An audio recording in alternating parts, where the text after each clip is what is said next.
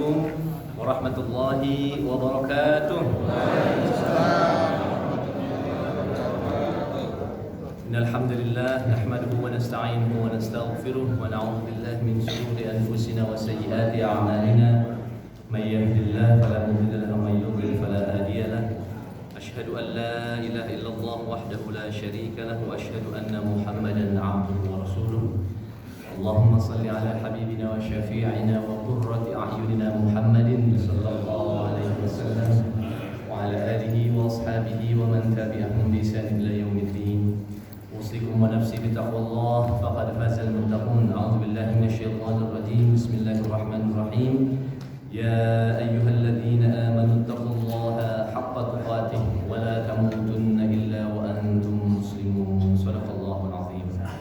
Hadirin jamaah Masjid Al-Hidayah Al-Hashimi, Bapak Ibu yang hadir pada subuh ini, sehat-sehat semuanya ya. Alhamdulillah wa syukru ala ni'amillah. Kita bersyukur kepada Allah Subhanahu wa taala atas semua kenikmatan yang telah Allah berikan kepada kita, terutama dari kesehatan yang kita rasakan sampai detik ini. Tentunya untuk saudara-saudari kita, keluarga kita, tetangga kita yang dalam keadaan sakit, mudah-mudahan Allah angkat penyakitnya, dan Allah berikan kesembuhan yang paripurna. Ala hadhihi as-salihah al-Fatihah. A'udzubillahi minasyaitonir rajim. Bismillahirrahmanirrahim. Alhamdulillahirabbil alamin, arrahmanir rahim, maliki yaumiddin. Iyyaka na'budu wa iyyaka nasta'in. Ihdinas siratal mustaqim. Siratal ladzina an'amta 'alaihim ghairil maghdubi 'alaihim waladdallin. Alhamdulillah, begitu juga salawat beserta salam tetap tercurah pada junjungan alam Nabi besar Muhammad sallallahu alaihi wasallam. Telah memberikan kepada kita jalan-jalan kemudahan dalam melaksanakan tuntunan syariat Islam dengan ajaran-ajaran yang beliau telah berikan, dengan petunjuk-petunjuk yang telah beliau tunjukkan untuk kita semuanya. Rasul menyampaikan kepada kita, taraktukum 'alal mahajjatil bayda lailuha kanahariha. Rasul menyampaikan bahwa aku meninggalkan kepada kalian sesuatu yang sangat jelas. Lailuha kanahariha, malamnya saja bagaikan siang.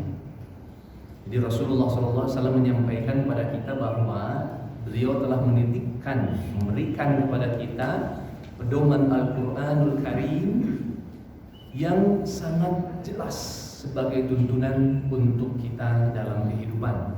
Lailuha kanahariha, kata Rasul. Malamnya aja bagaikan siangnya.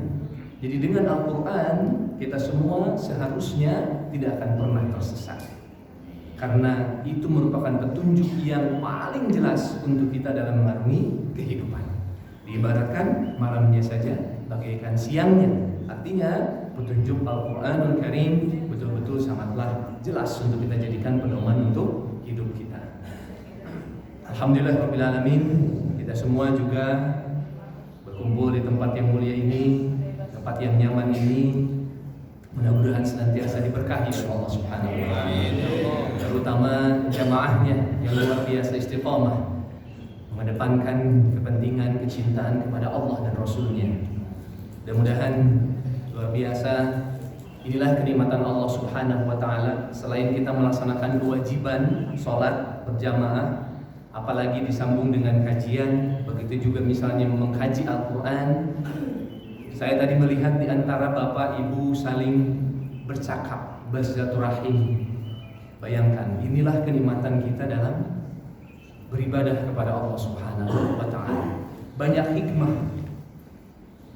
Satu sama lain saling berjumpa, Masya Allah. Padahal baru kemarin ya, tapi rasanya sudah sangat rindu, Masya Allah. Saling satu sama lain saling mendoakan, Masya Allah. Itulah ajaran-ajaran Islam. Seperti itu diajarkan kepada kita semuanya. Bahkan ketika kita mengucapkan salam ketika kita sholat, Assalamualaikum warahmatullahi wabarakatuh ke kanan, Assalamualaikum warahmatullahi wabarakatuh ke kiri. Bayangkan bagaimana agama Islam mengedepankan toleransi, kasih sayang, gotong royong, kekompakan, ukhuwah Islamiyah. Ya, Dalam ibadah saja ternyata yang kaitannya antara individu kita sendiri kepada Allah Subhanahu wa taala, kita masih diminta oleh Allah Subhanahu wa taala untuk mendoakan saudara kita yang ada di kanan dan di kiri. Semuanya saling seperti itu. Allahu Akbar. Bayangkan kalau kita bisa melihat bagaimana energi itu kelihatan berpencar dari satu orang kepada orang lain. Allahu Akbar. Makanya luar biasa Rasulullah SAW menyampaikan, ketika kita berkumpul di satu tempat mengkaji ayat-ayat Al-Quran, mengkaji iman, mengkaji semua ayat-ayat Al-Quran, maka malaikat turun kepada kita semuanya, membentangkan sayapnya, merangkul kita semua dari pundak yang satu kepada pundak yang lainnya, memberikan keberkahan, memberikan ketenangan. Masya Allah. Jadi dalam kehidupan ini ternyata terlalu banyak sesuatu yang memang abstrak, tapi itu nyata adanya. Kita tidak bisa menyatakan bahwa itu hal yang normatif, yang tidak bisa diukur. Itu karena kekurangan panca indera kita. Tapi pada hakikatnya di sini berkumpul keberkahan dan kemuliaan di antara kita semuanya. Satu sama lain saling mendoakan, satu sama lain saling memberkahi. Allah. Mudah-mudahan kita semua adalah hamba-hamba Allah yang senantiasa menautkan hati kita satu sama lainnya, sehingga hati-hati yang lembut di hadapan Allah Subhanahu wa taala, hati-hati yang selalu ingin mendekatkan diri kepada Allah, dan hati-hati yang selalu ingin saling mempererat ukhuwah Islamiyah di antara kita semuanya. Amin. Baik, kita lanjutkan kepada tilawah Al-Quran terlebih dahulu. Sampai di surat berapa Pak? A'udzu billahi minasyaitonir rajim. Bismillahirrahmanirrahim. Bismillahirrahmanirrahim. Wajah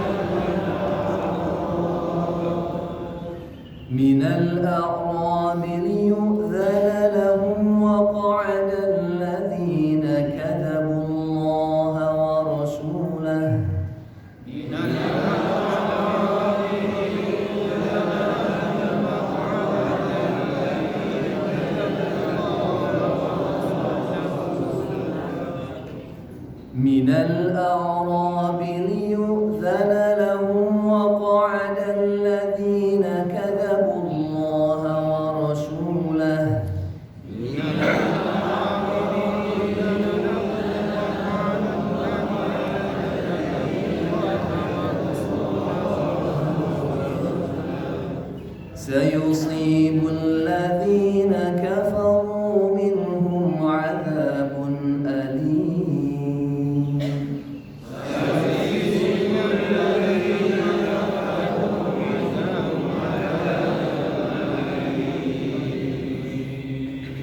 ليس على الضعفاء ولا على المرضى ولا على الذين لا يجدون ما ينفقون. Sebentar, saya potong dulu. ليس على الضعفاء ولا على المرضى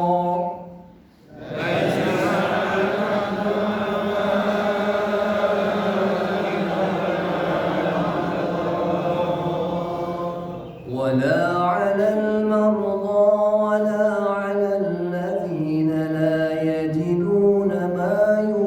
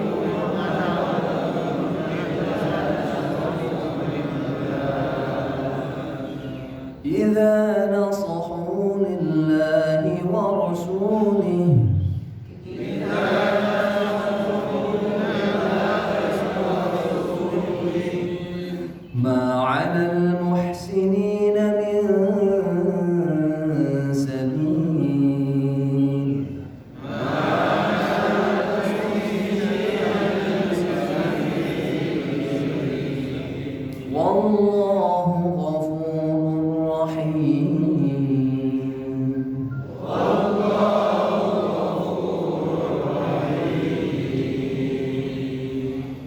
ولا على الذين إذا ما أتوك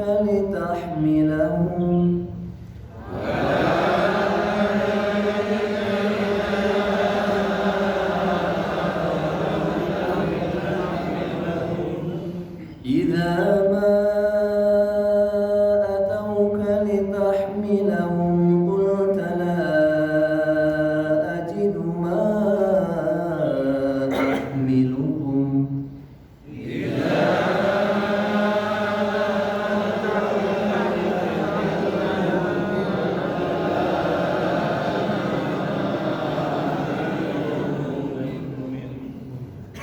ما أحملكم عليه تولوا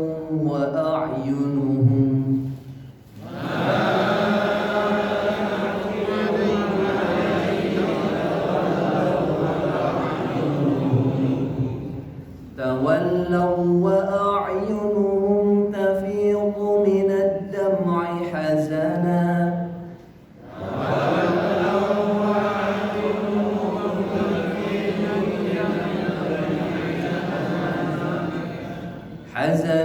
ألا يجدوا ما ينفقون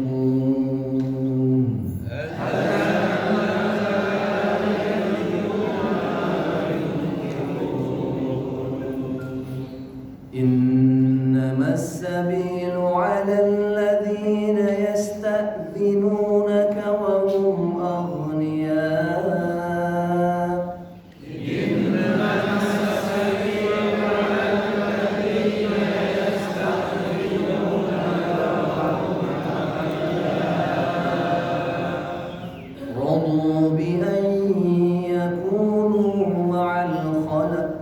رضوا بأن يكونوا مع الخوالف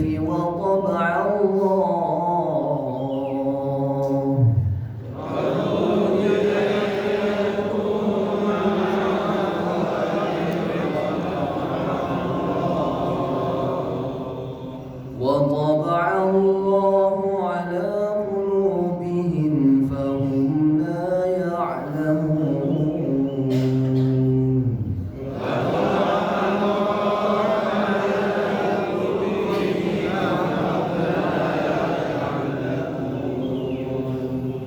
صدق الله العظيم.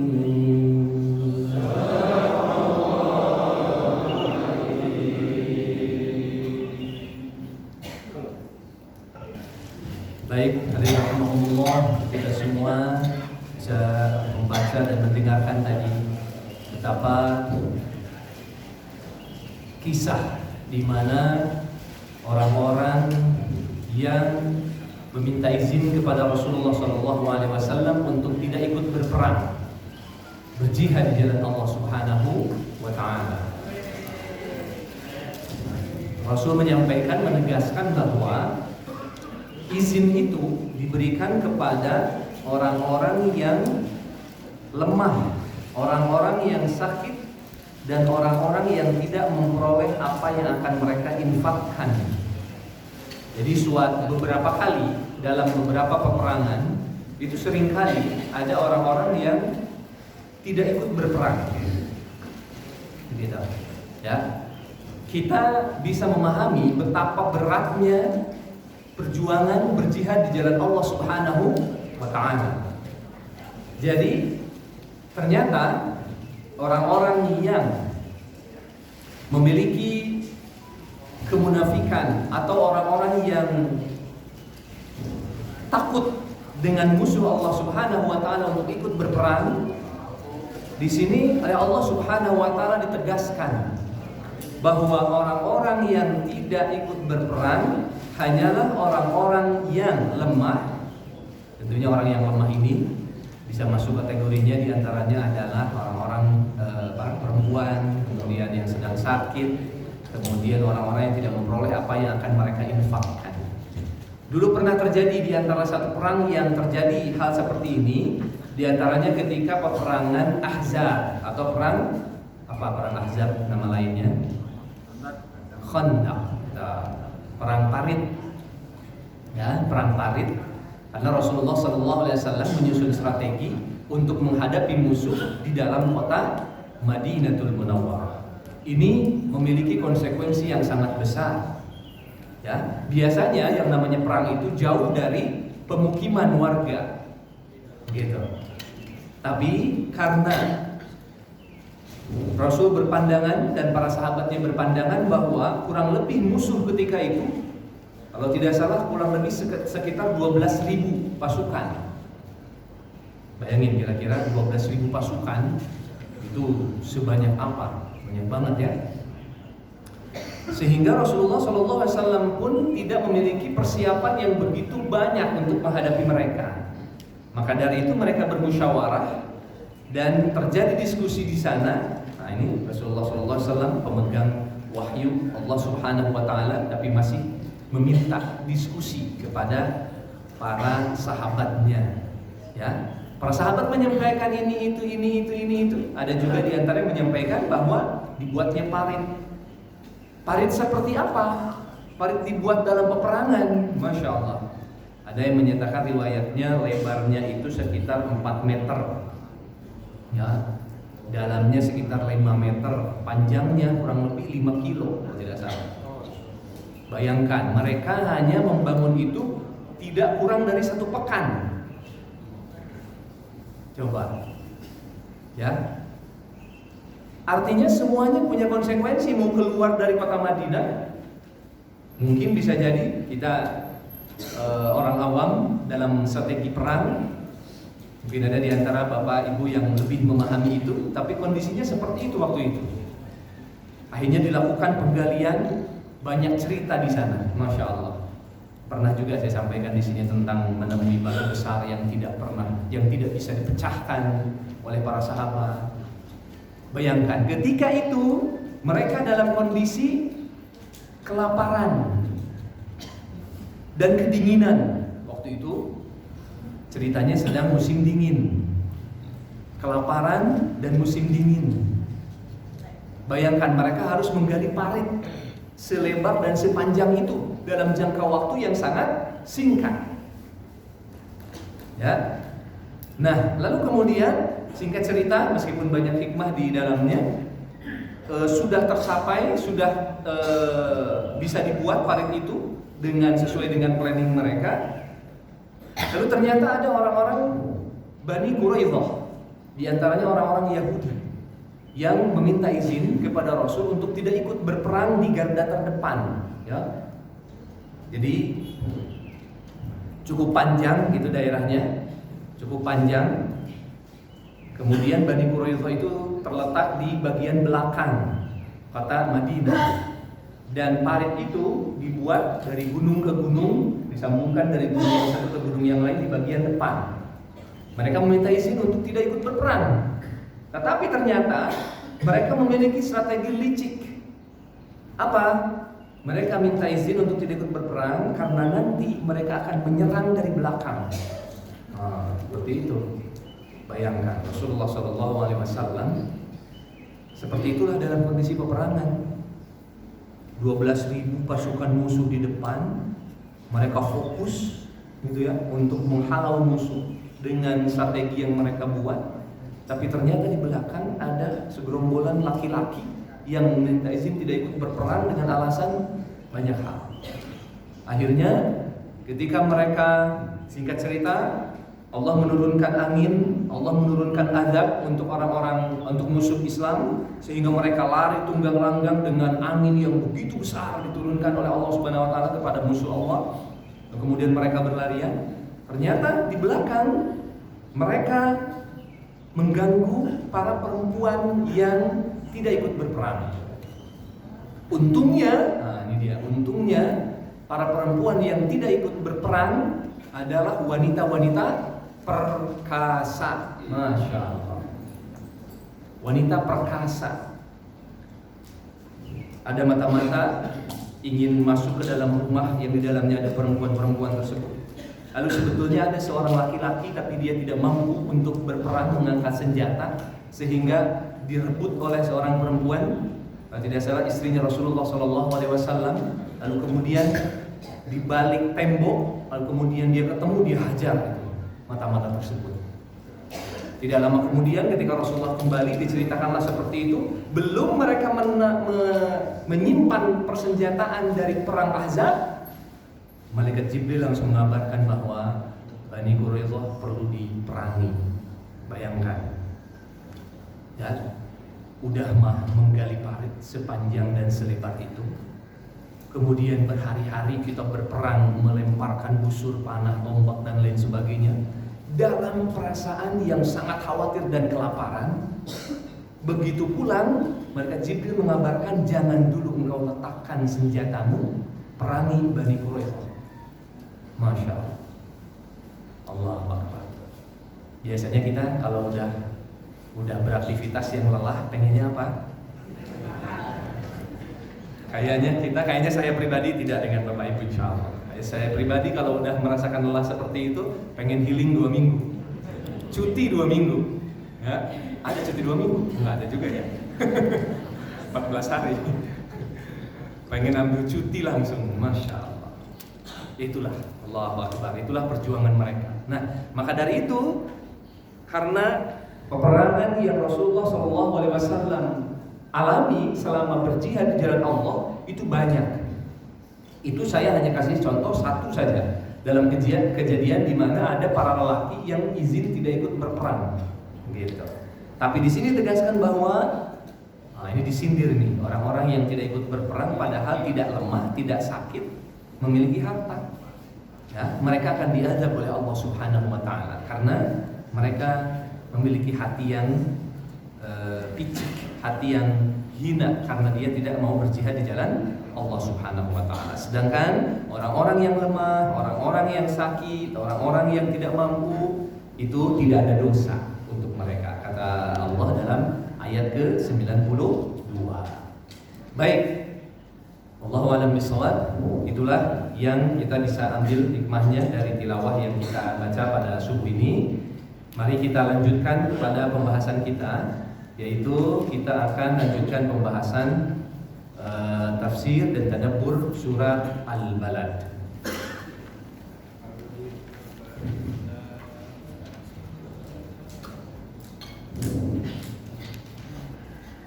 Bahwa surat ini diantara surat yang dibuka dengan sumpah yang Allah tegaskan kepada manusia, sehingga kita sudah mulai paham bahwa ketika Allah bersumpah maka akan ada sesuatu yang sangat penting Allah tunjukkan, Allah informasikan.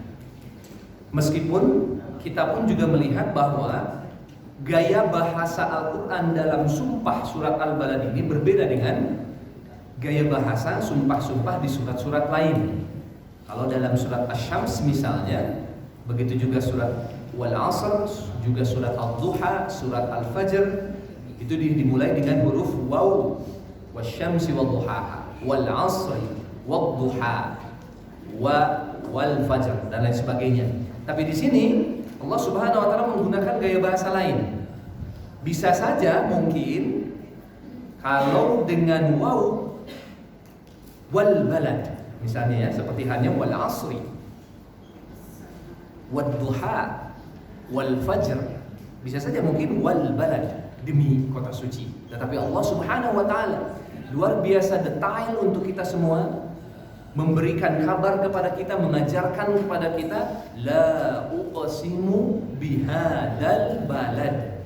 Jadi kita ini, kalau para pakar bahasa Arab itu menyatakan bahwa bahasa Arab ini adalah bahasa yang tidak akan pernah mampu dihitung berapa banyak kosakatanya, saking banyaknya. Apalagi gaya bahasanya. Inilah yang tidak mampu ditandingi, disaingi oleh kita sebagai manusia. Bahkan orang Arab sekalipun yang berbahasa Arab setiap hari, setiap detik. La uqsimu. Masya Allah. Di sini benar-benar ada penegasan.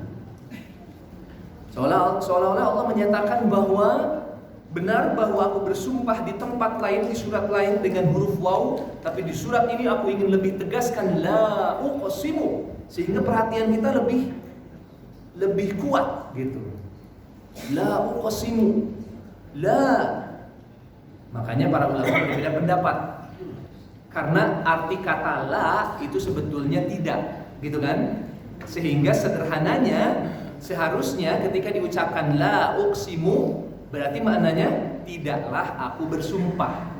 Berarti aku tidak bersumpah. Nah, sebetulnya secara letterlek seperti itu sederhananya, tapi itulah makna kandungan bahasa Arab begitu dalam. Maka maksudnya para ulama berbeda pendapat. Di sini ada yang mengatakan ketika mereka mengatakan la,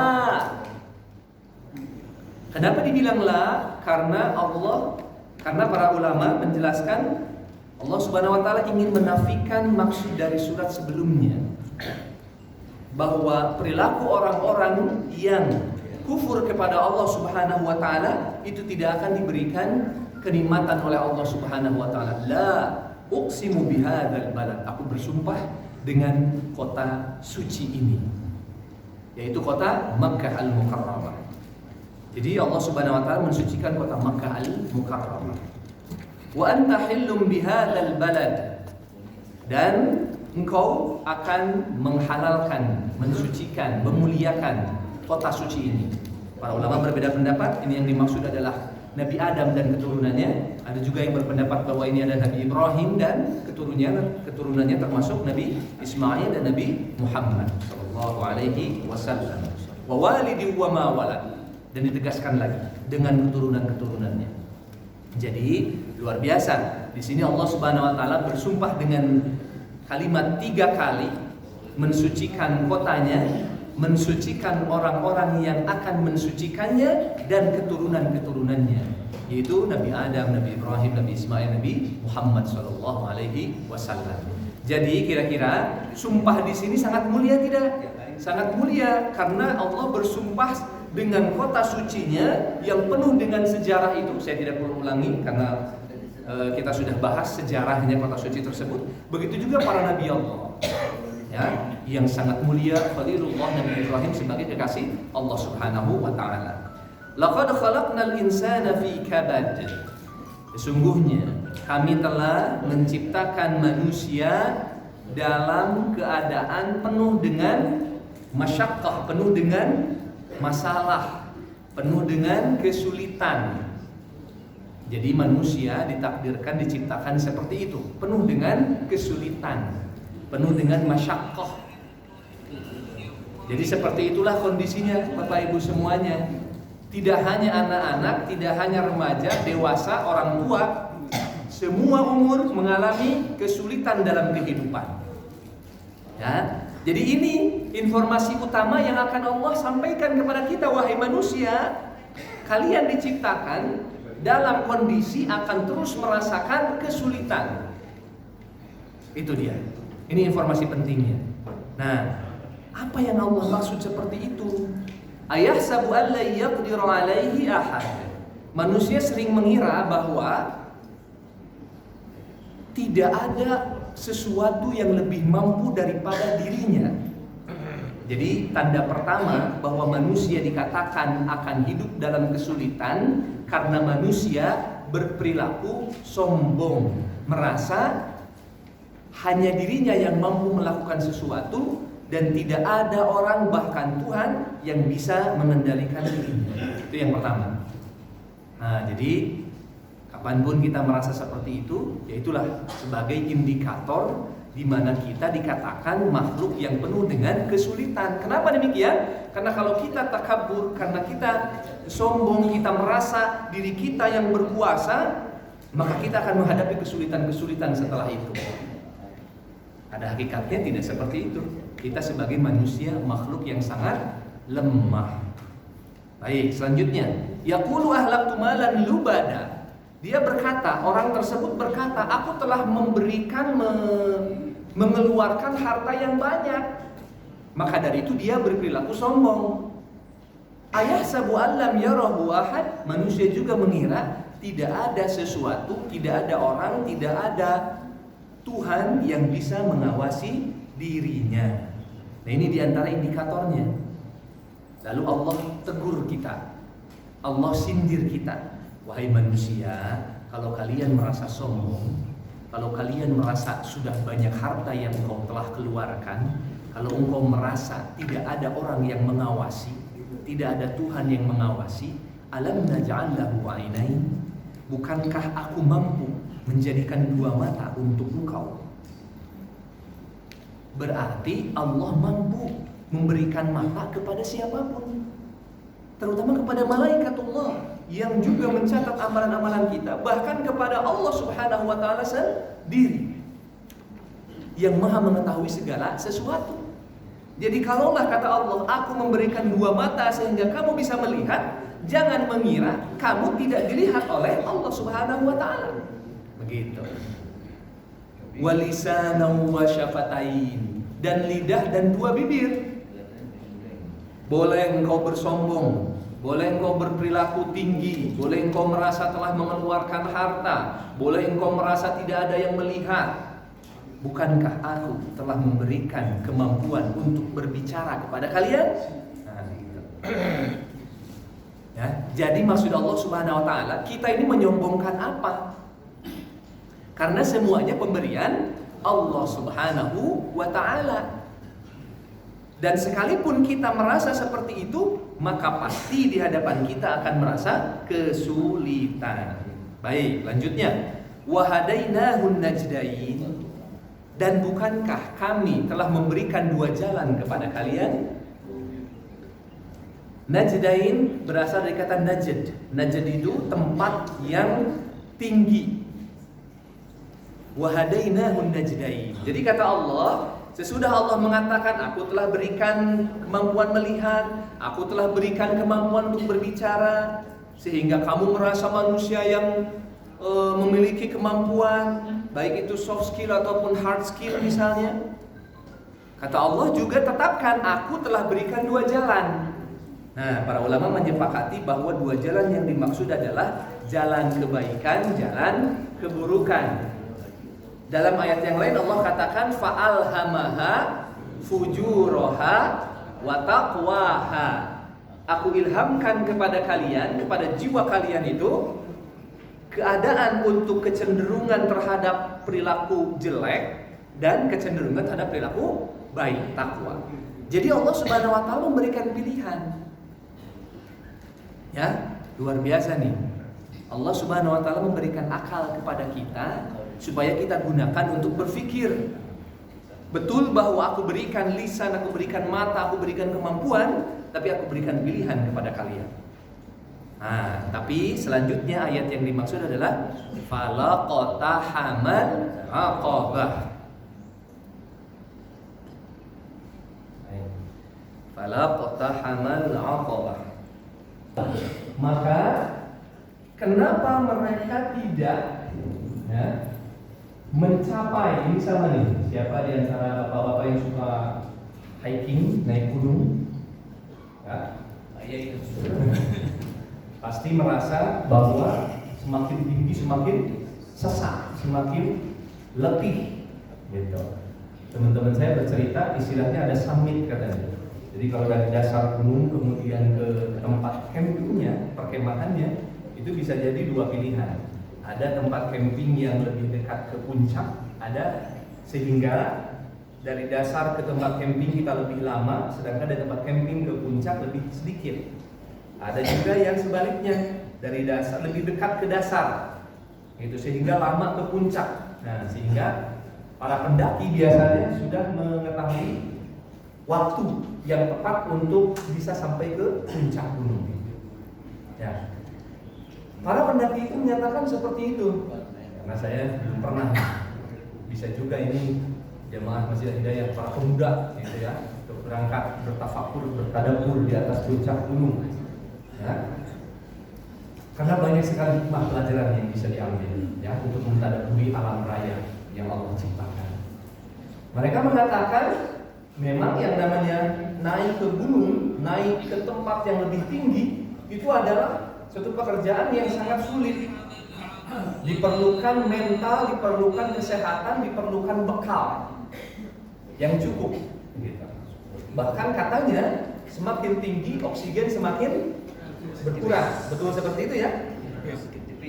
Tipis. Masya Allah. Sehingga sesak. Di sini Allah ibaratkan bahwa tadi kan Allah bilang an-najdain. Dua jalan. Jalan baik, jalan buruk. Fa'alhamaha fujuraha wa taqwaha. Aku benar, sudah aku berikan dua jalan untuk kalian. Tapi mengapa kalian tidak memilih jalan yang sangat curam?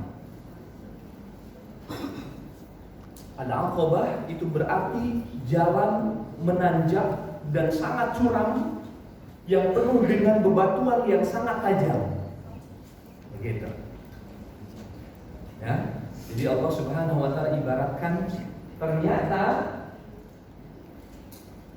jalan yang Allah inginkan, betul ya, Allah Subhanahu wa taala sudah berikan dua jalan, tapi Allah menginginkan kita menempuh jalan yang sulit dan mendaki itu.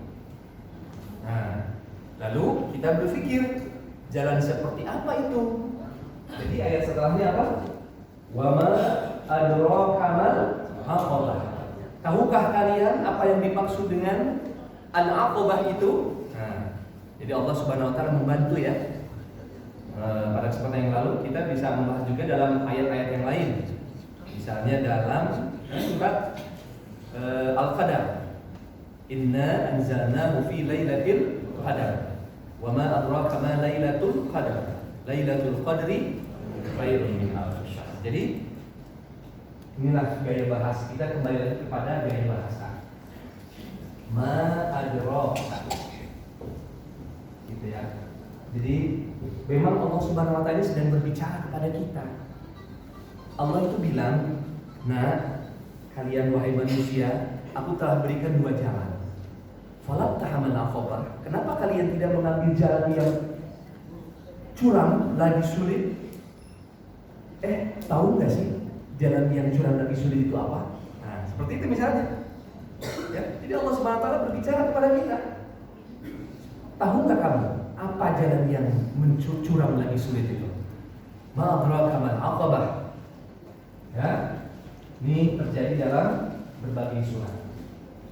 Kemudian ayat selanjutnya adalah apa itu al-aqabah? Yang pertama yang dimaksud al-aqabah adalah fakku raqabah. Fakku raqabah. Yang pertama.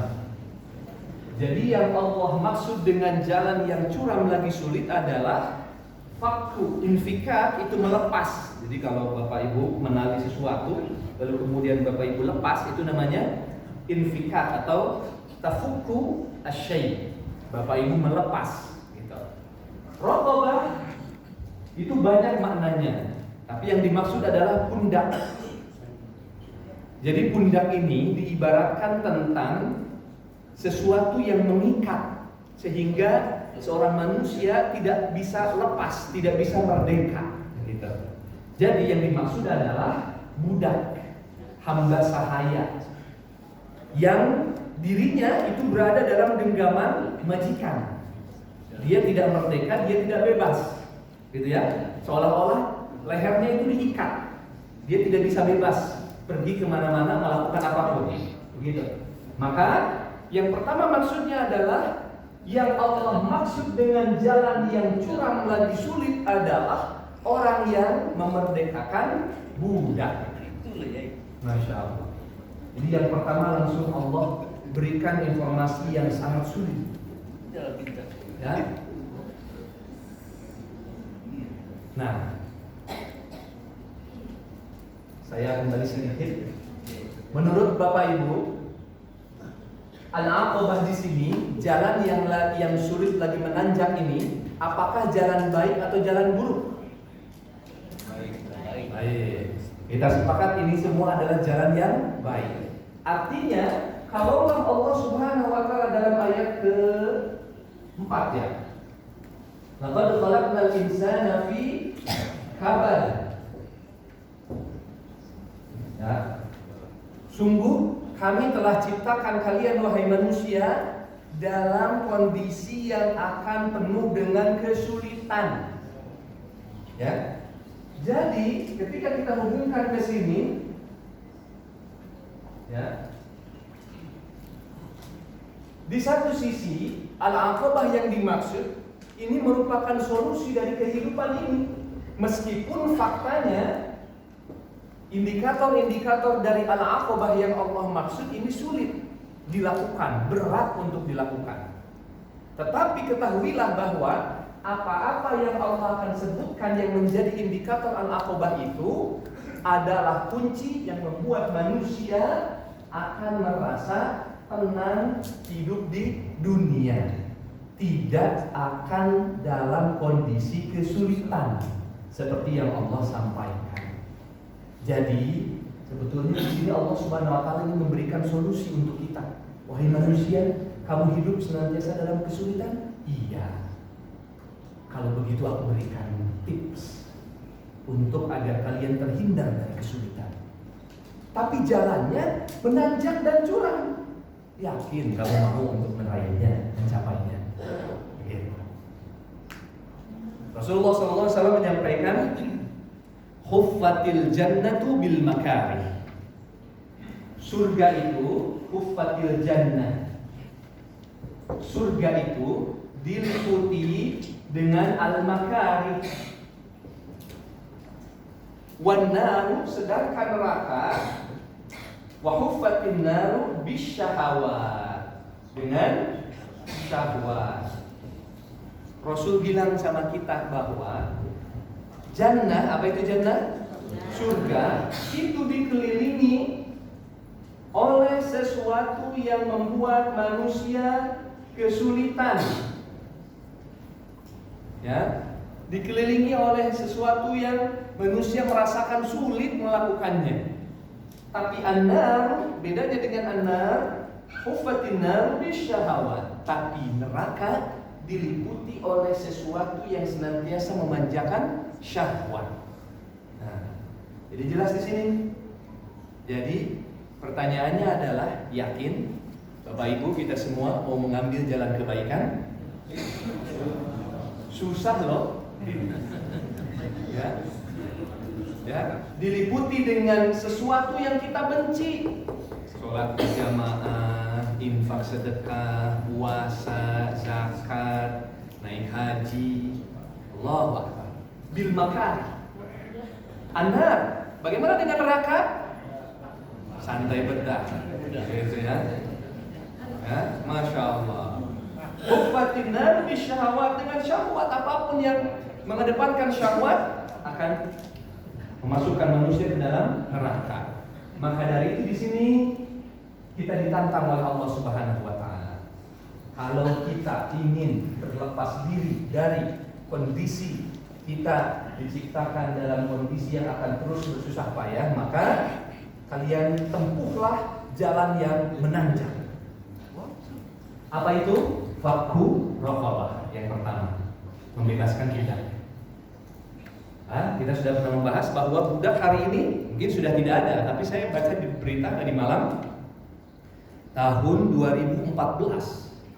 Itu tahun 2014 itu ternyata human trafficking, penjualan manusia, ya, itu masih sebesar 7.100-an manusia. 2014 masih sebanyak 7.000-an manusia yang diperdagangkan, budak yang diperdagangkan, dan 85%-nya terdiri dari wanita, ibu-ibu. Nah, tahu ya ibu-ibu atau gadis? Karena human trafficking tersebut berkaitan erat dengan seksualitas, kemudian penjualan organ tubuh dan lain sebagainya. Jadi saya baca di berita seperti itu, ternyata tahun 2014 masih kurang lebih sebanyak 7.000-an manusia diperdagangkan, dan 85%-nya adalah wanita perempuan. Nah, Memang kondisinya hari ini kita sudah jarang melihat, kecuali misalnya dulu di Afrika, bahkan katanya di mana itu, bukan Thailand, di apa tetangga Thailand itu, Vietnam kalau nggak salah ya. Vietnam itu masih ada tuh perjualan budak. Kemudian dulu kan ada politik apartheid gitu ya, kulit hitam dengan kulit putih, kulit putih menindas kulit hitam diperjualbelikan dan lain sebagainya. Nah, dulu Abu Bakar As-Siddiq itu adalah orang yang paling rajin membebaskan budak. Sehingga ayahnya komen. Ya, ayah komen kepada anak, "Nak, kok yang mau bebaskan orang-orang miskin, orang-orang yang gak mampu apa-apa? Kenapa orang yang kau bebaskan tidak orang-orang yang gagah-gagah sehingga bisa jadi backing atau bodyguard engkau?" Seorang ayah kepada anak. Tapi Abu Bakar As-Siddiq membebaskan budak bukan karena ingin itu. Tapi Abu Bakar As-Siddiq membebaskan budak karena, Masya Allah, kepekaannya terhadap sosial, ya, kesenjangan sosial itu sangat tinggi Abu Bakar As-Siddiq. Makanya pantas menjadi seorang pemimpin nanti setelah Rasulullah SAW. Dan kabarnya beliau membeli Bilal itu 8.000 dinar. Ya, 8.000 dinar, 1 dinar kalikan misalnya 4 juta. Berarti berapa tuh? 8 kali 4 32, berarti berapa? 32 M. Masya Allah. Muawiyah sebagai majikannya mengatakan, "Sungguh bodoh kamu wahai Abu Bakar. Ya, sungguh bodoh wahai Abu Bakar karena engkau telah membeli budak yang tidak mampu apa-apa. Karena harganya terlalu tinggi, tapi Abu Bakar melakukan itu." Itu hanya baru contoh Abu Bakar, belum sahabat-sahabat lainnya. Maksudnya contoh Bilal, belum sahabat-sahabat lainnya. Ya, Masya Allah. Jadi kalaulah misalnya 10 aja, kira-kira berapa itu? Masya Allah, besar ya. Itu bagaimana zaman dulu para sahabat memerdekakan budak.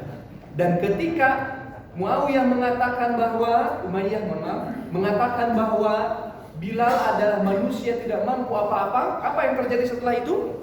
Masya Allah, Bilal tampil menjadi manusia yang mulia, ya, terhormat. Karena Rasul memiliki ajaran, kita sebagai orang Islam memiliki ajaran, inna akramakum indallahi atqakum. Orang yang paling mulia di hadapan Allah bukanlah orang yang berkulit putih, bukanlah orang yang memiliki jabatan, orang kaya dan lain sebagainya, tapi indallahi atqakum, orang yang paling takwa. Meskipun misalnya kurang mampu, meskipun misalnya keturunannya ada sesuatu dan sebagainya, wallahu a'lam, tapi inna akramakum. Nah, makanya Bilal tumbuh menjadi sahabat Rasul yang sangat mulia. Diizinkan untuk mengumandangkan azan.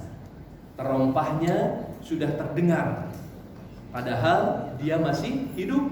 Ternyata terompahnya di surga sudah terdengar. Allahu Akbar. Ya.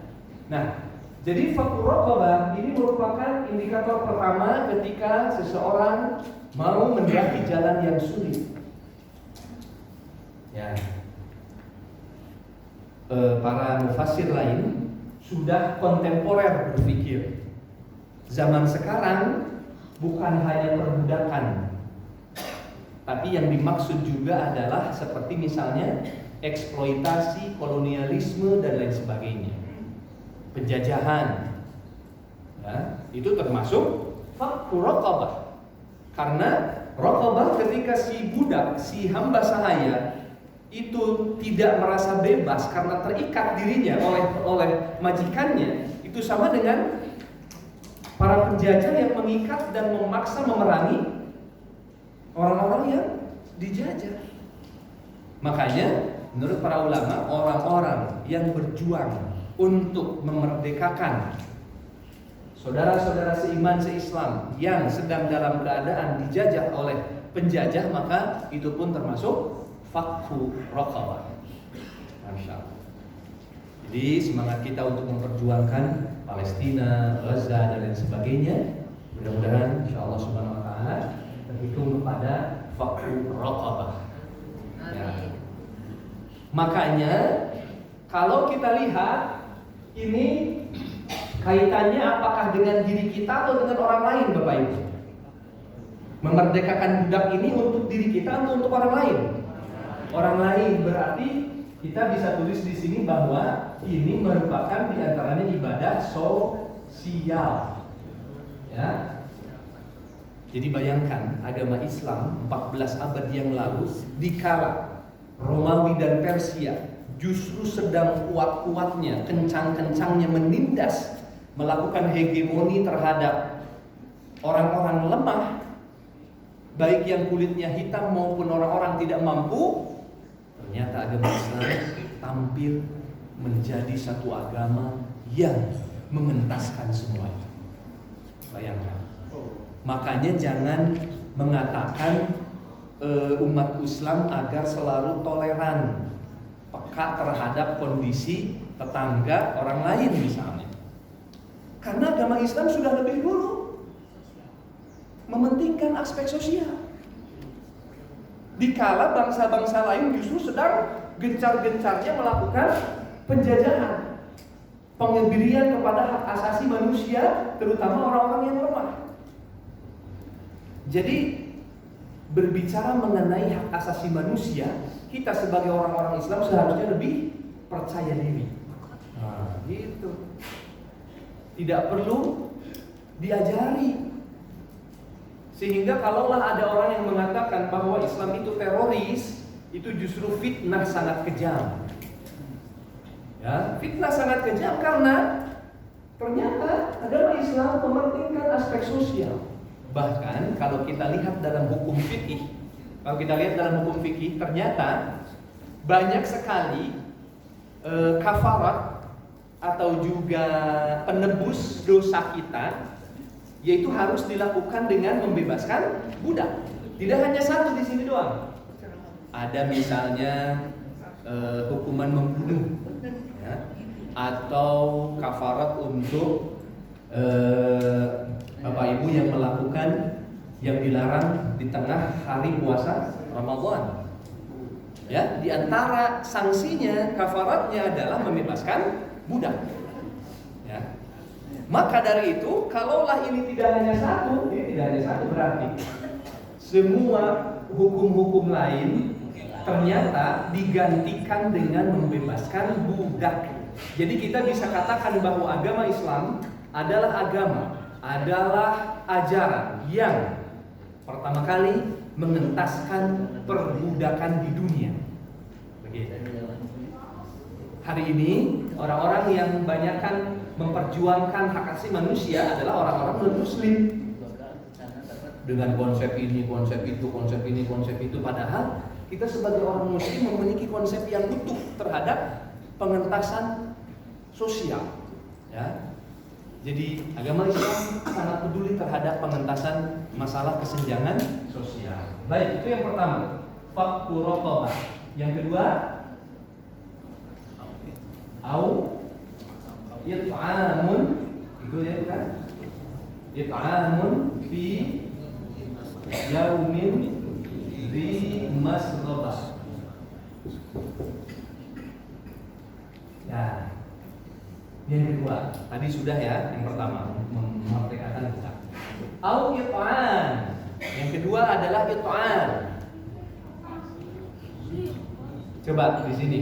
Ini juga kalau kita detail secara bahasa, ini unik banget nih. Allah Subhanahu wa taala berbicara tentang kata ini. Dalam ayat lain, Allah Subhanahu wa taala sering menggunakan kata ta'amul miskin, ta'am.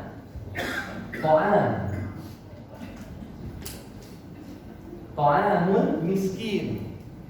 Jadi kita diharuskan oleh Allah Subhanahu wa taala untuk memberikan makanan orang miskin. Jadi dalam ayat ini Ditegaskan bahwa kita sebagai manusia yang memiliki harta, di dalam harta kita itu ada harta orang-orang miskin. Ya, di setiap rupiah, di setiap jengkal harta kita itu ada harta orang miskin. Makanya di sini kalimatnya ta'amul miskin. Kita memberikan makanan sebetulnya memang harta kita, tapi pada hakikatnya di situ ada harta orang miskin. Begitu. Saya ingin mengajak Bapak Ibu untuk secara kritis melihat perbedaan antara ta'am dengan it'am. Ya. Ta'amul miskin. Ta'amul miskin, makanannya orang-orang miskin. Kita diminta oleh Allah Subhanahu wa taala untuk memberikan makanannya orang-orang miskin. Padahal dari harta kita, dari saku kita, gitu. Tapi disinilah makna di mana harta, di dalam harta kita itu selalu ada hak orang-orang miskin. Ya, itu yang pertama. Lalu kalau kita beranjak ke ayat kita yang sedang kita bahas, ketika dikatakan yat'am, Allah tidak bilang ta'am, gitu. Au ta'amun fi yaumin dhi masghabah. Tidak seperti itu. Menurut para sebagian mufassir mengatakan bahwa it'am itu berarti menyuapi. Menyuapi. Kalau yang namanya menyuapi itu berarti makanan yang disediakan itu oleh siapa? Oleh yang menyuapi. Artinya ketika Allah berbicara tentang it'am, itu murni harta yang kita miliki.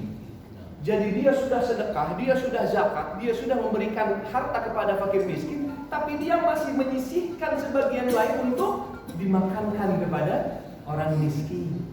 Jadi seolah-olah di sini ada dua perbedaan. Kalau yang di sini maksudnya adalah harta kita, yang di sana ada hak orang miskin.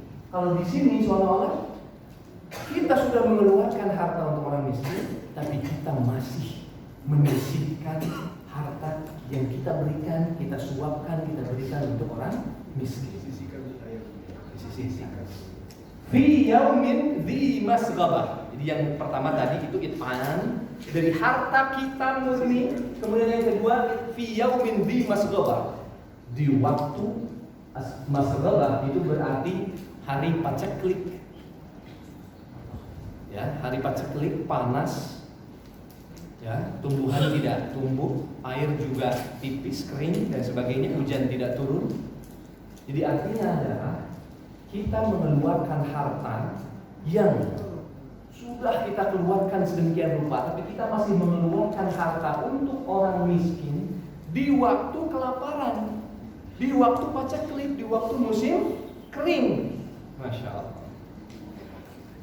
Jadi luar biasa. Ternyata jalan al-aqabah, jalan menanjak lagi curam adalah it'amun fi yaumin dhi masghabah. Kita lagi butuh, lagi musim panas, lagi butuh banget, lagi kekeringan, tapi kita masih memberikan. Allah.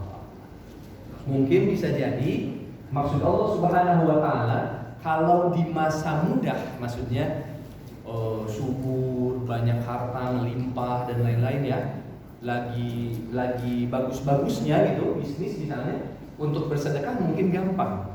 Tapi ketika masghabah, ketika dalam kondisi kelaparan, paceklik, dia masih bisa memberikan sedekah kepada orang miskin. It'amun fi yaumin dhi masghabah. Nah, jadi sedekah dikala susah, masya Allah. Nasihat untuk saya dan mudah-mudahan untuk kita semuanya. Luar biasa. Sedekah dikala susah ternyata ini yang akan membuat kita keluar dari kesulitan. Fi kabad. Betul bahwa manusia diciptakan dalam keadaan masyaqqah, penuh dengan kesulitan, tapi di antara caranya berlepas diri dari semua itu bersedekah dikala susah. Masya Allah. Tadi sebelum kesini, dari pagi saya buka kitab Tarikhul Khulafa, membahas tentang Uthman ibn Affan. Itu diceritakan bahwa suatu kali Rasul pernah menyampaikan, barang siapa di antara kalian yang mampu membeli sumur rumah, maka dia akan masuk surga. Jadi dulu ceritanya sumur rumah itu milik orang Yahudi. Ketika sumur itu milik orang Yahudi, kebetulan kondisinya sedang paceklik, panas, kekeringan. Sehingga pengikut Rasulullah SAW menyampaikan kepada Rasul, bagaimana nih banyak kaum muslimin yang kehausan, kehabisan air, kekeringan dan sebagainya. Dan itu terjadi berhari-hari. Ya, terjadi berhari-hari. Ingat, kita memahami bahwa Rasul dan pengikutnya adalah orang-orang sabar ya. Tidak mungkin baru 1 jam dia langsung mengeluh ya, seperti saya. Ya. Baru sedikit diuji langsung mengeluh. Kalau saya begitu. Tapi Rasul dan para sahabat, kita bayangkan bukan seperti itu. Ini sudah berhari-hari, ini sudah berminggu-minggu, ini sudah berbulan-bulan terjadi kekeringan. Sehingga mereka berpikir bagaimana caranya. Sampai akhirnya Rasulullah SAW mengatakan, wahai sahabat-sahabatku, kalian tahu bahwa ada sumur yang masih berair di sana. Yang dimaksud adalah sumur rumah. Tapi sumur itu milik orang Yahudi. Siapa di antara kalian yang mampu membelinya, maka dia akan masuk surga. Karena orang Yahudi itu, yang pemilik sumur rumah itu, menjual air secara mahal. Oh, kan kesempatan ya dalam perekonomian seperti itu. Menjual air secara mahal sehingga kaum muslimin tidak bisa memanfaatkannya. Akhirnya apa yang terjadi? Utsman bin Affan.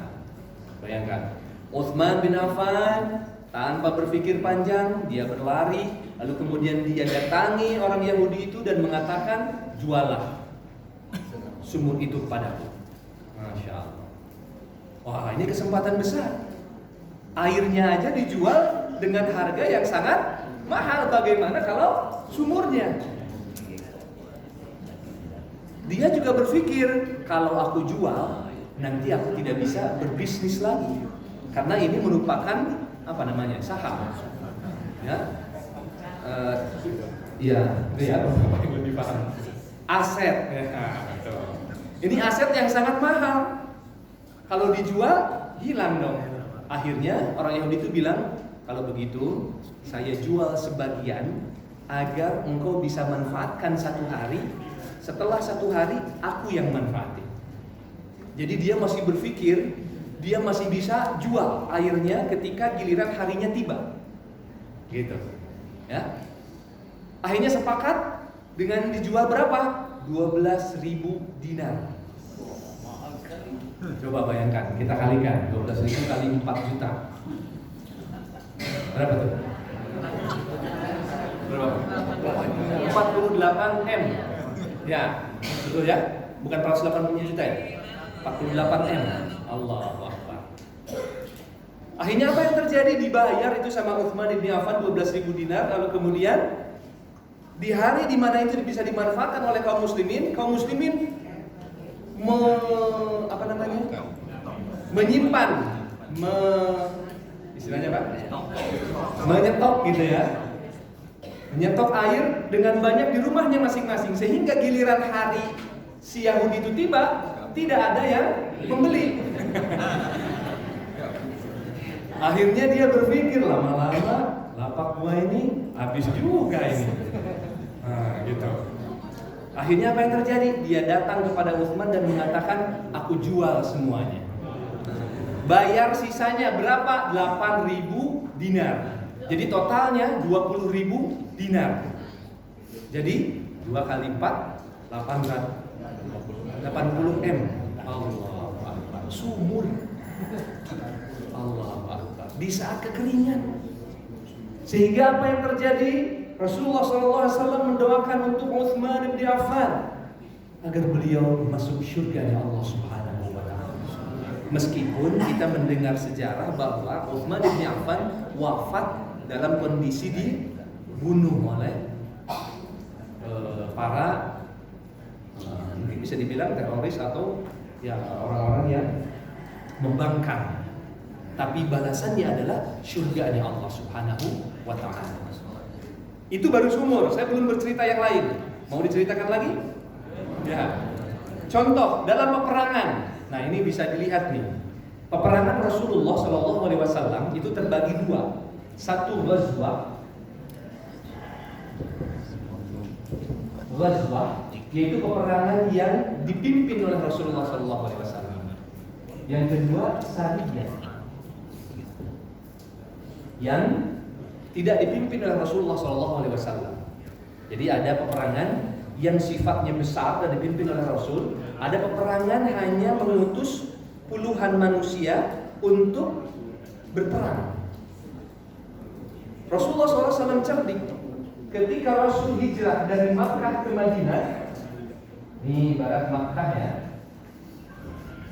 kemudian hijrah ke Madinah, kemudian ini Syam, kemudian di sini misalnya Irak ya, dan Iran dan sebagainya, atau Asia, kesana terus ke Asia.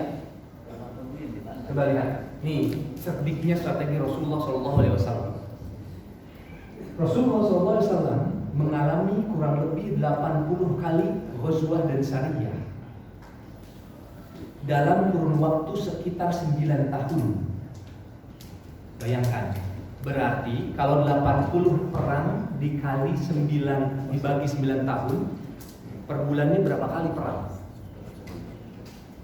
Ya, mungkin per bulannya 1 atau 2, ya, betul tidak? Betul ya? Atau setahunnya, ya. Artinya Rasulullah SAW benar-benar keluar untuk memimpin atau mengutus pasukan sesering itu 80 kali, kurang lebih dalam waktu 9 tahun. Berarti kalau kita dengar dari berita bahwa biaya perang itu mahal, katanya Indonesia itu kalau terjadi peperangan di minggu kedua atau di hari kelima sudah tidak bisa mengoperasikan tank baja, tidak bisa mengoperasikan jet tempur, tidak bisa mengoperasikan kapal selam, nganggur semuanya karena biaya perangnya habis. Bayangkan, katanya begitu, mohon dikoreksi kalau salah. Tapi Rasulullah dan para sahabatnya itu mereka melakukan peperangan kurang lebih 80 kali dalam 9 tahun. Luar biasa kalau bagaimana Rasulullah SAW dan para sahabatnya bisa stabil mengatur perekonomian negara. Ya, padahal peperangan dilakukan kurang lebih hampir 1 sampai 2 kali dalam 1 bulan, misalnya. Kira-kira gimana strategi Rasulullah dan para sahabatnya? Biaya perang itu mahal atau tidak? Mahal. Makanya katanya Israel meminjam uang ke Amerika atau ke kemana-kemana gitu. Ya, semakin lama peperangan semakin terlilit hutang. Ya, biaya perang. Tapi Rasulullah SAW bisa tetap stabil dalam mengatur perekonomian negara. Di antaranya kenapa? Nah, pertanyaannya. Piye? Salah satunya, nah ini dia nih. Nih nasihat untuk saya dan kita semua mudah-mudahan. Ketika Rasul menyampaikan, wahai sahabat-sahabatku, kita akan berperang, apa yang bisa kalian sedekahkan? Lalu kemudian masih tentang Utsman ini. Utsman bin Affan maju ke depan lalu mengatakan, aku akan berikan 100 ekor unta beserta pelanak-pelananya. 100 ekor unta. Yang pertama, dan pelanak-pelananya. Yang kedua, Rasul masih menyampaikan masih kurang. Siapa di antara kalian yang ingin bersedekah? Akhirnya Utsman mengatakan, aku akan berikan 200 ekor unta. Di yang ketiga, tema Jaisul Usrah, bisa dicari nanti sama Bapak Ibu. Di yang ketiga, Rasul masih melelang, masih memberi motivasi dan menyemangati para sahabat. masih kurang nih. Lalu Utsman mengatakan, aku akan berikan 300 ekor unta beserta pelanannya. Berarti total Utsman sudah menikahkan 600 unta beserta pelanannya. Dikalikan misalnya 30 juta aja. Ya, 600 unta dikali 30 juta berarti berapa? 18 M atau 180? 180 M. Betul ya? Ya, matematika agak mandek gitu saya. Ya. Masya Allah, coba bayangkan. Ini Utsman bin Affan mendekahkan sedemikian rupa tanpa berpikir panjang. Ini bisa dibuka di kitab Tarikhul Khulafa, pembahasan tentang Utsman bin Affan. Jadi luar biasa nih.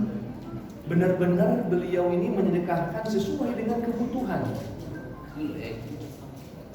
Suatu kali nih makin tercengang lagi. Suatu kali Utsman bin Affan membawa bungkusan yang terdiri dari 1000 dirham. Cash, 1000 dirham cash.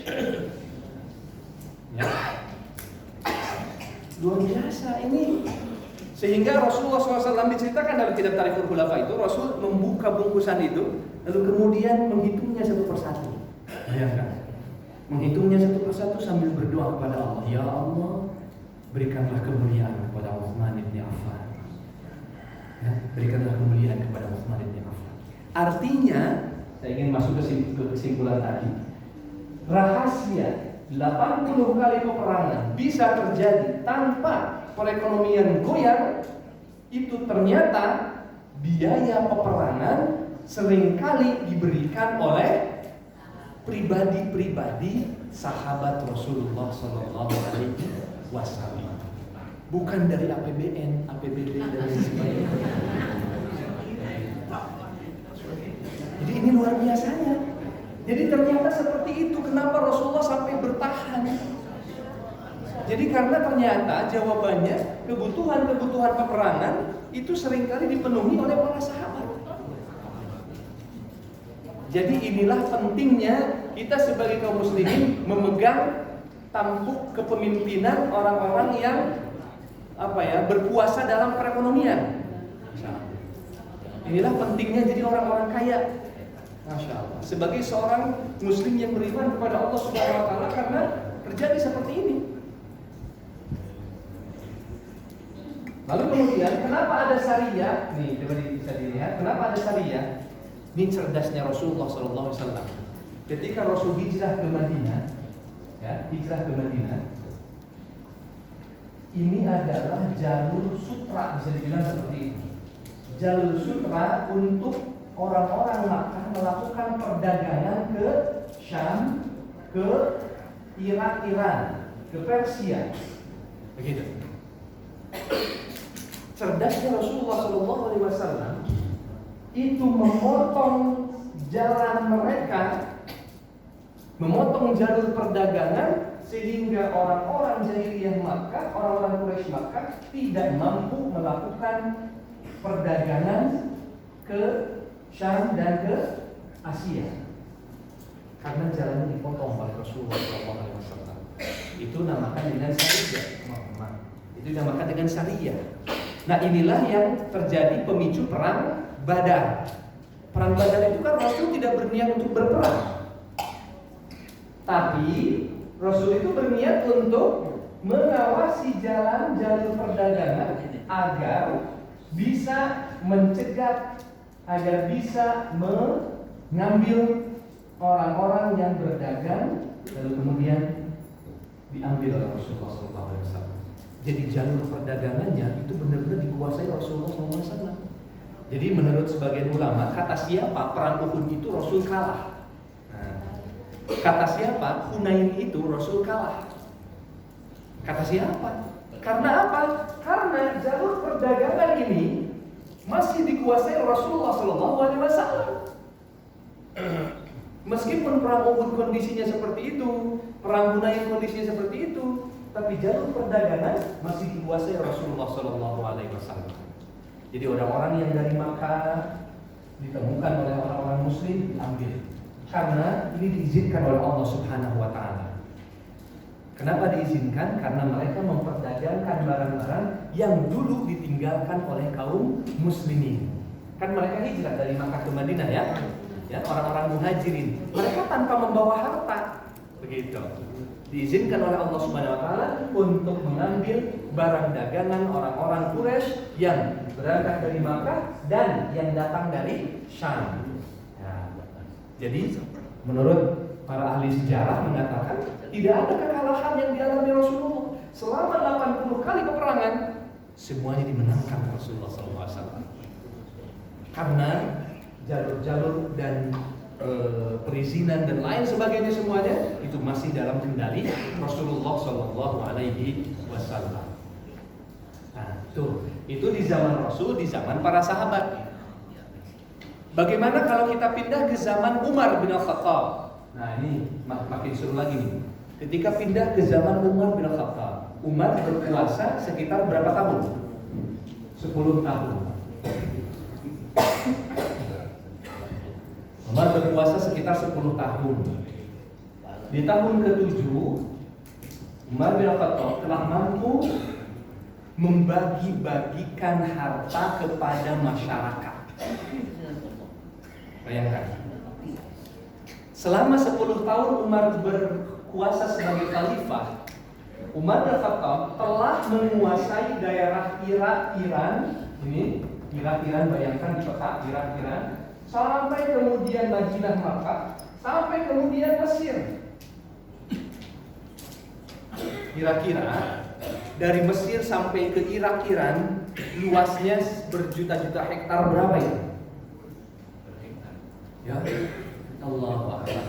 Jadi Umar bin Khattab selama 10 tahun itu mampu memperluas daerah kaum muslimin dari Asia kecil sampai ke Mesir. Bayangkan, itu luar biasa luas daerah kekuasaan kaum muslimin. Lalu kemudian Umar bin Khattab berdiskusi dengan para sahabat, mau dibagaimanakan ini tanah. Bapak-bapak yang banyak tanahnya mungkin kadang-kadang bingung mau diapain ya. Sudah kasih aja ke saya, ke kita semua ya. Masya Allah. Nah, mau dikembalikan. Akhirnya ada usulan satu dan semuanya mengusulkan. Akhirnya Umar bin Khattab beristihad, membuka ayat Al-Quran. Nah, inilah kebiasaan Umar. Begitu dia mendapati sesuatu masalah, dia kembali kepada ayat Al-Quran. Di antaranya beliau kembali kepada surat Al-Hasyr, di mana dikatakan bahwa di sana tentang al-fai, itu pengaturan harta gitu untuk orang-orang muslim dan beriman. Jadi Umar bin Khattab mengatakan al-malu, ini semua kan harta nih. Dari Iran sampai Mesir, ini semuanya adalah harta malullah. Ini adalah hartanya Allah Subhanahu wa Ta'ala. Ya, adalah hartanya Allah, sehingga apa yang dilakukan? Umar bin Khattab tidak lantas menikmati jutaan hektar tanah itu untuk dirinya atau keluarganya atau para sahabat yang lainnya, tidak. Tapi ini dikelola untuk kemaslahatan masyarakat, sehingga bisa dibuka di kitab Fiqhus Sirah misalnya atau Fiqhul Iqtisad, bahwa kejayaan Umar di tahun ke-7, standar kekayaan manusia zaman Umar bin Al-Khattab, satu keluarga memiliki 4.000 dirham. 4.000 dirham itu sama dengan 400 dinar. Berarti standar normal kekayaan masyarakat di zaman Umar 400 dinar itu sebesar kurang lebih 1,6 M. Standar normal masyarakat, kesejahteraan masyarakat di kala itu. Lalu kemudian tunjangan negara yang diberikan oleh Umar kepada masyarakat itu sebesar 50 dinar. 50 dinar atau sebesar kurang lebih 200 juta per tahun. Kalau Jokowi enggak. Udah ke situ ya, saya ingin membandingkan aja. Membandingkan baliknya ke situ. Nah. Baik, standar apa tadi? Ini pemberian ya, tunjangan dari pemerintah per tahun kepada masyarakat itu sebesar 200 juta. Atau kalau dikali 12 sebesar 16 juta per bulan dari pemerintah. Ini dari asal harta kekayaan dari Irak-Iran yang membentang sampai ke Mesir, 16 juta per bulan. Tuh. Kemudian standar kemiskinan. Standar kemiskinan dalam periode Umar bin Al-Khattab di tahun ke-7-nya sampai ke-10-nya itu dikatakan miskin ketika satu keluarga memiliki harta kurang dari 1 uqyah perak. 1 uqyah perak sama dengan 40 dirham atau 4 dinar. Berarti kurang lebih 16 juta. Jadi standar kemiskinan di masa Umar bin Khattab adalah keluarga yang penghasilannya kurang dari 16 juta.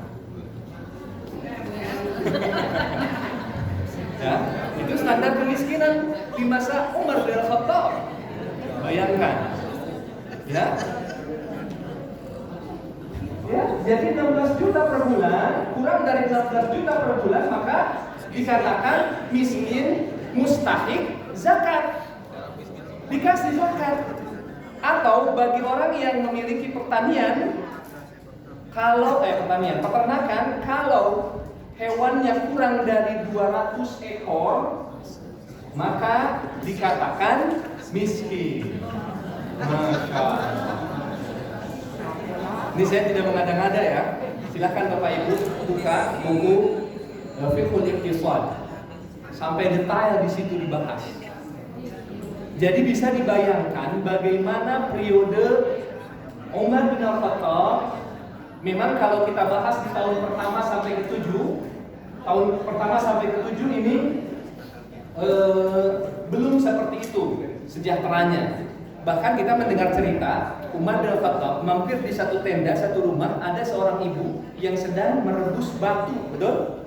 Ya, pernah mendengar itu? Ya, itu di awal-awal pemerintahan Umar. Tapi pada akhirnya mulai tahun ke-7 beliau mampu menyederhanakan, mensejahterakan masyarakat. Ya, tunjangannya 200 juta per tahun, dikatakan miskin kalau penghasilan keluarga kurang dari 16 juta atau kurang dari 200 ekor domba. Ya, baru mereka bisa diberikan zakat. Nah, ini luar biasa ya. Jadi maksud saya adalah, coba buka lagi di Tarikhul Khulafa, dalam kitab Tarikhul Khulafa. Umar bin Khattab adalah orang yang paling sederhana memimpin negara. Ya. Tapi Umar ternyata memberikan kesejahteraan yang maksimal untuk rakyatnya. Meskipun dirinya sederhana, tapi memakmurkan rakyat. Masya Allah. Ya. Nah, ini pengalaman aja ya, untuk kita bisa lihat bagaimana kemakmuran di zaman ketika Islam berjaya. Ya.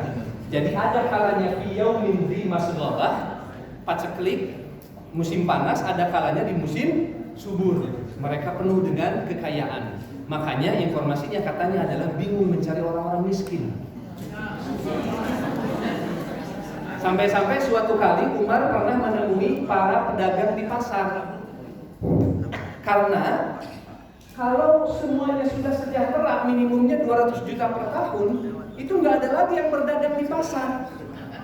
Sehingga Umar masuk ke mereka dan memberikan nasihat kepada mereka, kalau seperti ini bisa jadi pasar kita dikuasai oleh orang asing. Ya, akhirnya mereka kembali menguatkan pasar mereka. Jadi kalau dikaji metode pasar di zaman Rasul dan para sahabat itu benar-benar meningkatkan perekonomian umat, gitu. Karena terus berputar. terus berputar sehingga perekonomian umat semakin baik. Begitu. Ya, nah jadi Bapak Ibu semuanya itu ketika kita mengkaji tentang ta'amul miskin, it'amun fi yaumin dhi masghaba. Ya, seperti itu kondisinya. Baik. Masih ada? Gimana? Oh, baik, siap.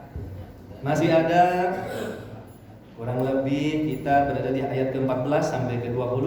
Masih ada sekitar 6 ayat lagi. Jadi bisa kita simpulkan bahwa ada 2 indikator ya, dari 4 indikator ya. Karena nantinya akan ada yatiman dza maqrabah atau miskinan dza maqrabah. Ada 2 indikator lagi yang belum kita bahas, di mana itu dikatakan sebagai orang-orang yang menempuh jalan yang mendaki. Ternyata jalan yang mendaki adalah orang-orang yang peduli terhadap urusan sosial, gitu. Nah, ternyata kalau kita simpulkan it'amun fi yaumin dhi masghaba, ini apakah sama urusan sosial juga? Ya. Jadi ternyata indikator kedua ini masih urusan sosial. Jadi luar biasanya agama Islam mengedepankan urusan sosial. Makanya wajar kalau di zaman-zaman seperti Khulafaur Rasyidin dan penerus-penerusnya itu agama Islam makmur, orang-orang muslim itu makmur sejahtera. Seperti yang tadi dibahas, karena konsep zakat, konsep infak, konsep sedekah itu benar-benar mengobati kesenjangan sosial di masyarakat ketika itu. Ya. Nah, jadi ini pertanyaannya kembali kepada kita, apakah kita semua ingin menjadikan hidup kita ini tidak susah payah, kondisi kita tidak ingin hidup dalam keadaan letih, lelah, lesu? Maka ternyata caranya, tipsnya yang Allah ajarkan dalam surat Al-Balad ini adalah al-aqabah, kita menempuh jalan yang curam dan tinggi. Apa itu indikatornya? Yang pertama, dia faktur raqabah, dia memerdekakan budak.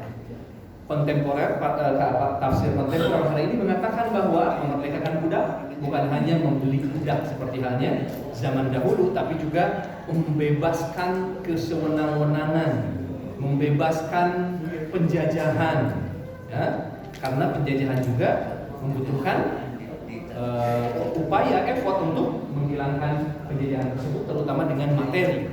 Gitu. Kemudian yang kedua, it'amun fi yaumin dhi masghaba, memberikan makan dari harta kita yang telah kita keluarkan untuk orang-orang miskin dalam kondisi sedang susah atau kesulitan atau musim kering, musim paceklik. Nah, itu dia 2 indikator yang mudah-mudahan saya memberikan pembelajaran untuk saya pribadi dan untuk kita semuanya, bahwa ternyata itulah pelajaran dari kisah Rasulullah SAW dan yang telah disampaikan oleh Allah Subhanahu Wa Taala agar kita keluar dari kesulitan. Kan yang kesempatan yang lalu saya sudah menjelaskan ada satu keluarga solih, seorang ayah dan seorang istri. Kemudian si istri mengatakan, ada yang mengatakan ini Izzuddin bin Abdussalam, seorang ulama terkenal di madhab Asy-Syafi'i. Itu mengatakan kepada suaminya, "Pak, ini lagi musim panas nih. Tuh orang-orang lagi pada beli, ngumpulin makanan, nyetok makanan. Di sana belanjakan uang ini agar mendapatkan manfaat untuk kita." Apa yang terjadi? Izzuddin bin Abdussalam keluar rumah, lalu ternyata dia menemui banyak sekali orang-orang yang kelaparan. Akhirnya apa yang terjadi? Dia sedekahkan harta yang dititipkan oleh istrinya itu. Lalu kemudian dia kembali ke rumah dan istrinya bertanya, "Kemana? Dibelikan apa harta yang telah kutitipkan?" "Aku telah berikan kepada orang-orang yang membutuhkan." Ingatlah wahai istriku, Rasul pernah menyampaikan, kita akan mendaki jalan yang tinggi. Kalau bekal kita terlalu banyak, pasti kita akan capek, jatuh, tidak bisa mencapai ke puncak. Tapi kalau bekal kita ringan, maka kita akan bebas melesat sampai ke puncaknya. surganya Allah Subhanahu wa taala. Wallahu a'lam bishawab. Mungkin itu yang bisa kita kaji pada pagi ini. Mohon maaf atas segala kekurangan dan kehilapan. Sebelum ditutup mungkin ada yang Assalamualaikum dan doa yang pertama untuk almarhum Bapak Adi Nugroho bin Bambang Sujatno, adik dari Dr. Arti yang telah meninggal pada 5 September 2024. Kemudian yang kedua untuk almarhumah Ibu Astuti Purwaningrum binti Ari Subakan yang meninggal pada tanggal 28 September 2024. Semoga diampuni dosa-dosanya, diterima amalnya, dilapangkan kuburnya, keluarga diberikan ketabahan dan kesabaran oleh Allah Subhanahu wa taala. Pada hari yang salihah, Al-Fatihah.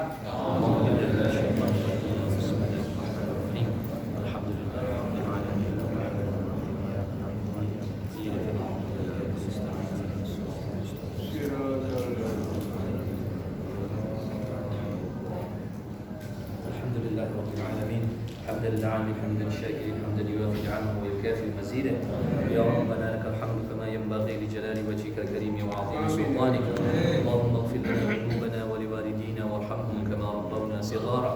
ربنا ظلمنا انفسنا وان لم تغفر لنا وترحمنا لنكونن من الخاسرين. ربنا افرغ علينا صبرا وثبت اقدامنا وانصرنا على القوم الكافرين. ربنا لا تزغ قلوبنا بعد إذ هديتنا وهب لنا من لدنك رحمة إنك أنت الوهاب. اللهم اغفر لها وارحمها وعافها واعف عنها وأكرم نزولها ووسع مدخلها واغسلها بالماء والثلج والبرد ونقها من الخطايا كما ينقى الثوب الأبيض من الدنس. اللهم لا تحرمنا أجرها ولا تفتنا بعدها واغفر لنا ولها. اللهم إنا نسألك الهدى والتقى والعفاف والغنى. اللهم إنا نسألك علما نافعا ورزقا طيبا وعملا متقبلا. اللهم إنا نسألك من الخير كله عاجله وآجله ما علمنا منه وما لم نعلم ونعوذ بك من الشر كله عاجله وآجله ما علمنا منه وما لم نعلم. اللهم إنا نسألك سلامة في الدين وعافية في الجسد وزيادة في العلم وبركة في الرزق وتوبة قبل الموت ورحمة عند الموت ومغفرة بعد الموت. اللهم هون علينا في سكرات الموت والنجاة من النار والعفو عند الحساب. ربنا هب لنا من أزواجنا وذرياتنا قرة أعين واجعلنا للمتقين إماما. ربنا آتنا في الدنيا حسنة وفي الآخرة حسنة وقنا عذاب النار. سبحان ربك رب العزة عما يصفون وسلام على المرسلين والحمد لله رب العالمين.